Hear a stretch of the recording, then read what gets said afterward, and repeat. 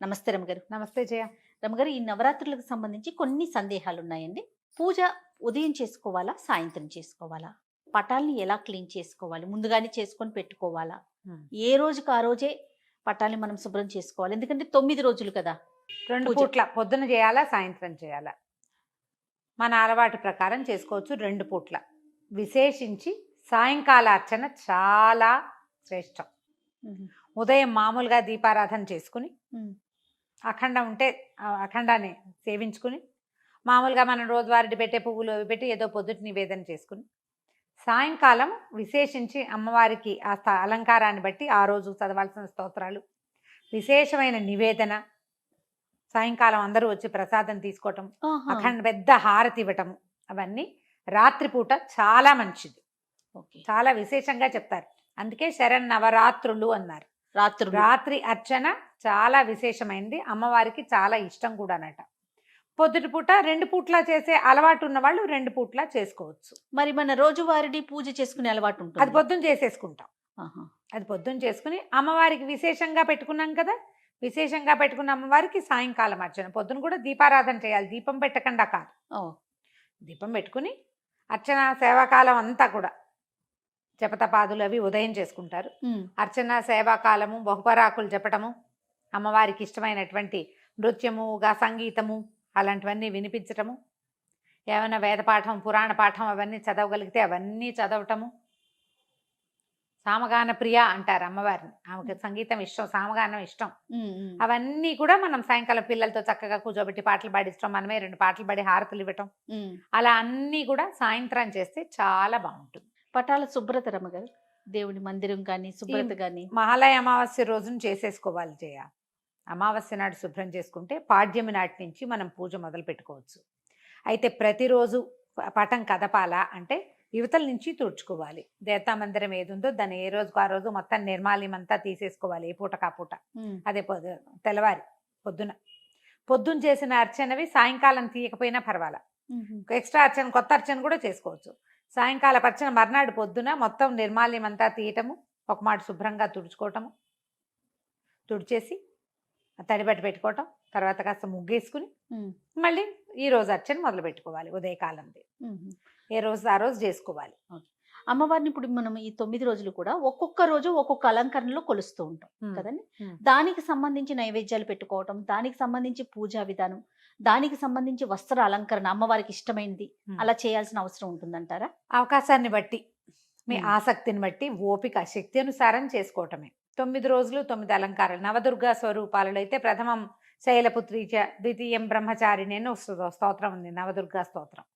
రోజుకొక అమ్మవారిని చెప్పుకోవటము, ఆమెకి సంబంధించిన నైవేద్యం పెట్టుకోవటం. అలా కాకుండా మనకి పెద్దమ్మ గుళ్ళోనో లేకపోతే మన దుర్గా గుళ్ళోనో అవతారాలు వెలయిస్తారు. రోజుకొకటి. ఒక రోజు మొదటి రోజు బాలా త్రిపుర సుందరి, తర్వాత రెండో రోజు గాయత్రి, అలా అన్నపూర్ణ, మహాలక్ష్మి, ఇట్లా స్వరూపాలు చేస్తారు.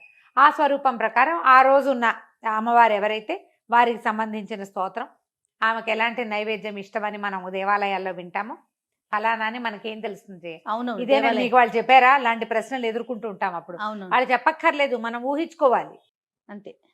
లేదా దేవాలయంలో ఏ విశేషం జరుగుతుందో ఆ విశేషం చెప్దాం మనం ఒక వీడియోలో. ఏ రోజు అమ్మవారికి ఏం నైవేద్యం, ఈ నైవేద్యం పెట్టుకోవటం. లేదా ఇవన్నీ మన వల్ల కాదండి, నేను చెప్తా ఇందులో సులువు కూడా. అసలు అవతారాల జోలికి పోకండి, నైవేద్యాల జోలికి పోకండి. ఏది రోజు మీరు ఒకటే చేయగలుగుతారు. ప్రతిరోజు పులిహార చేసి పెట్టండి, మహత్తరంగా మంచిది. రోజు పాయసం చేసి పెట్టండి, మహత్తరంగా అద్భుతంగా ఉంటుంది. ప్రతిరోజు ఇవన్నీ నా వల్ల కాదండి, పులగం వండి నైవేద్యం పెడతా, చక్కగా పెట్టుకోండి లక్షణంగా, ఏం పర్వాలా. ప్రతిరోజు 9 రోజులు లలితా సహస్రనామమే చదువుకోండి. 9 రోజులు లక్ష్మీ అష్టోత్తరమే మీకు వచ్చు, అదే చదువుకోండి. రాజరాజేశ్వరి అష్టకమో, అన్నపూర్ణాష్టకమో, లలితా పంచకమో, మీనాక్షి పంచరత్నమో, మీకు ఏది వస్తే ఆ ఒక్క స్తోత్రమే 9 రోజులు చదువుకోండి. వివిధ రూపాలలో అమ్మ అర్చించబడుతుంది, కానీ అర్చించబడే రూపం ఒకటేనమ్మా. బంగారంతో 1,00,000 రకాల నగలు చేస్తారు, బేసేది దానికి బంగారమే కదా. అమ్మే ప్రధానం. ఆమె ఎక్కడ ఏ స్వరూపంలో ఉన్నా నువ్వు ఏది పాడినా ఆవిడ తీసుకుంటుంది. అంతే అంతే. మీ ఓపికను బట్టి చేసుకోండి. చేయగలిగామా ఇవన్నీ చేయండి. రోజుకు ఒక అలంకారము, ఆ గుళ్ళో చెప్తారు ఫలానా అలంకారం అని, దానికి సంబంధించిన స్తోత్రాలు శుభ్రంగా స్తోత్ర ఆ. నిధి యాప్ డౌన్లోడ్ చేసుకున్నారంటే దొరికేస్తుంది. అష్టోత్తరం చదువుకోండి. ఏ నైవేద్యమో గుళ్ళో బోర్డు మీద రాస్తారు, పెట్టేయండి. లేదా మేము చెప్తాం, మమ్మల్ని చూసి ఫాలో అవ్వండి. Right right. అంతే. అయితే ఇక్కడ ఇంకొక ఒక అనుమానం రమ్మగారు, ఉమ్. ఎక్కడ ఫాలో అవ్వాలి? ఇప్పుడు మనకి విజయవాడ కనకదుర్గమ్మకి ఒకలాగా చేస్తారు 9 రోజులు, ఇక్కడ మన తెలంగాణ పెద్దమ్మ తల్లికి ఒకలాగా చేస్తారు, మన సాంప్రదాయం ఒకటి ఉంటుంది. ఇప్పుడు ఈ ప్రశ్నలు ఎక్కువైపోతున్నాయి కదా, అనుమానాలు చాలా పెరిగిపోతున్నాయండి. ఎవరిని ఫాలో అవ్వాలి? మొదట మీ సొంత సాంప్రదాయం మీ ఇంట్లో ఏదైనా ఉంటే అది, లేదా మీ ఇష్టదైవం, మీరు శ్రీశైలం వెళ్తారా ఎప్పుడు, భ్రమరాంబికని ఫాలో అవ్వండి. ఆవిడకి ఏం చేస్తారో అవి చేసుకోండి. మాకు మళ్ళీ మేము బెదవాడ నుంచి వస్తూ వెళ్తూ అమ్మ వచ్చి పిలుస్తోంది, అమ్మని పరిగెత్తుతాం, పైకి కొండెక్కేస్తాం. అలా కావాలంటే కనకదుర్గ గుళ్ళో ఏం చేస్తారో అది చేసుకోండి. మనం హైదరాబాద్లో ఉన్నాం, పెద్దమ్మ తల్లే మనకు ఆరాధ్య దైవత. ఇదంత కళ్ళతో ఎలా చూస్తుందో ఆవిడ, అవును. కదలనివ్వదు అటు ఇటు.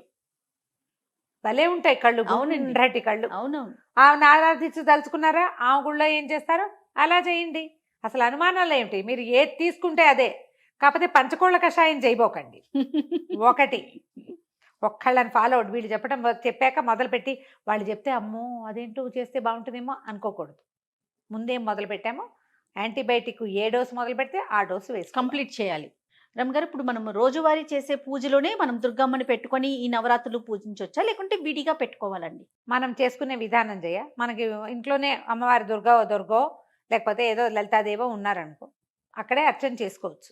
మీరు అలా కాదు, విడిగా చేస్తాను ఈ అర్చనే అంటే విడిగా పక్కన ఓ పీటేసి, పీటకు చక్కగా పసుపు రాసి బొట్టు పెట్టి, పీట మీద ఓ ముగ్గేసి, కాస్త బియ్యం పోసి, ఒక కొత్త వస్త్రం ఏదైనా వేసి, దాని మీద ఓ లలితదో దుర్గదో మీరు ఏ ప్రతిమా విశేషాన్ని అర్చించదలుచుకున్నారో ఆ వారిని అక్కడ స్థాపించండి. రోజువారీ పూజే, సాయంకాల అర్చన ఇగో కొత్తగా వెలయించుకున్న అమ్మవారికి 9 రోజులు దీక్ష. అంతే.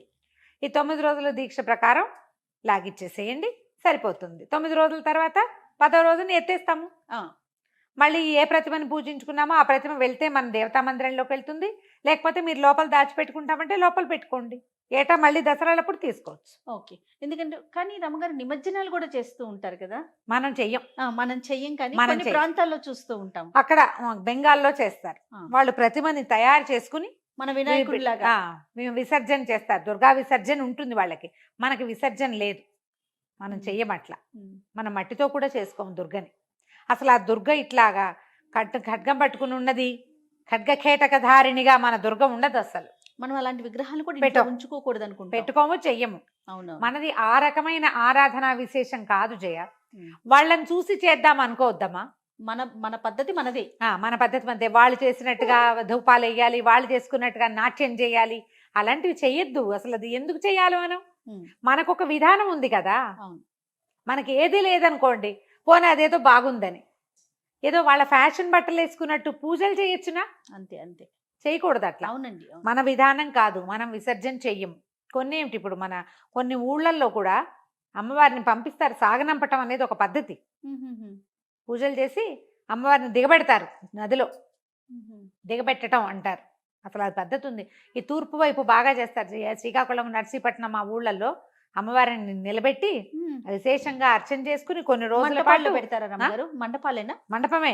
చాలా పెద్దగా అమ్మవారి జేజం చేస్తారు. తర్వాత అమ్మవారిని దిగబెట్టడం. వాళ్ళది బెంగాల్కి దగ్గరగా ఉండటం వల్ల అటువైపు కదా, వైజాగ్కి ఒరిస్సా అటు సైడ్ చేస్తారు కాబట్టి మన విధానం అది కాదు. మనం ఇది ఇంట్లో ఉన్న అర్చన, లేదా ఒక పటం పెట్టుకుని అర్చించుకోవచ్చమ్మా. అంతకంటే విశేషాలకు వెళ్ళకండి. నా సలహా అయితే అది. కాంప్లికేషన్ చేసుకోవద్దంటారు. చాలా సింపుల్ గా భక్తి శ్రద్ధలతో అంతే. నీకు ప్రధానమైంది ఏమిటి, నువ్వు దిగబెట్టావా ఇంట్లో ఉంచుకున్నావా కాదు, ఇక్కడ ఎంత పెట్టావు లోపల, అది కదా కావాలి. కొత్త కొత్తవి పెట్టుకోవద్దమ్మా. ఇవన్నీ ఏంటంటే ఫ్యాషన్స్. అదేదో కొత్త చేస్తే వచ్చేస్తుంది అనుకోవద్దు. ఇక్కడ ఏం రాసుకొచ్చావో దాన్ని నువ్వు తప్పించుకోలేవు. దాని బరువుని కొంచెం దించుకోగలుగుతావు నీ యొక్క భక్తి శ్రద్ధలతో. నువ్వు ఇలా ఆచరించే ఫ్యాషన్ల వల్ల మాత్రం ఖచ్చితంగా కాదు. నీ ఇంట్లో ఉన్న విధానం, నీ జాతి ఆచరించే విధానాన్ని వదిలిపెట్టకూడదు. అది చేసి తీరాలి మనం. నువ్వు దాని నుంచే ఈ రాసుకొచ్చిన ఇది ఉంది చూసావా, మోసుకొచ్చిన చద్ది మూట, దాని బరువును తగ్గించుకోగలుగుతాం మనం. కర్మానుభవం తప్పదు ఎవరికైనా, భగవంతుడికే తప్పలేదమ్మా. మనం ఎంత ఇప్పుడు అవును. మనం కథలు చెప్పుకునే దుర్గాదేవి కూడా నందా స్వరూపంలో జన్మించింది కృష్ణుడితో పాటుగా. ఉమ్. ఆ? రమ్మగారు ఈ కథ చెప్తారా ఇంకొక టాపిక్ లో? ఇప్పుడు ఈ నందా స్వరూపంలో దుర్గ పుడితే, అమ్మవారు పుడితే మహామాయ ఆమెను కాళ్ళు పట్టుకుని విసిరేశాడు పైకి. ఆమెకి తప్పిందా? అది ఆమెకే తప్పలేదు చూడు. ఎవ్వరూ దాన్ని తప్పించుకోలేరు. కృష్ణుడితో పాటు పుట్టిన అమ్మా యోగమాయ అవునవును. ఆకాశంలోకి ఎట్లా వెళ్ళింది? ఇసురు సంహరించటానికి విసిరి కొట్టబడింది. విసిరి కొట్టబడినా నేను పైకి లేస్తానని చూపించింది, కానీ విసిరి కొట్టించుకునే క్రియ నుంచి తప్పించుకోలేదు ఆమె. తప్పించుకోలేరు, ఎవ్వరూ దీని నుంచి తప్పించుకోలేరు. దీన్ని తగ్గించుకోగలము ఏవో చేసి కాదు, ఏం చెయ్యాలో అది చేసి. ఇది గమనంలో ఉంచుకుంటే ఈ విషయం మన ఇంట్లో ఏం చేస్తున్నారో అది, మన విధానం ఏదో అది, మనకి ఏం చెప్పబడిందో అది అది. మాత్రమే. అవి చేస్తే అవి నువ్వు ఎంత భక్తి, ఎంత శ్రద్ధ, ఎంత తపస్సుతోటి అది చేస్తావో అప్పుడు దాని నుంచి నువ్వు బయటపడతావు. తప్పకుండా ఇదే రమ్మగారు. పద్ధతి పెట్టుకోవాలి మనం. ఖచ్చితంగా రమ్మగారు, ఖచ్చితంగా. నమస్తే.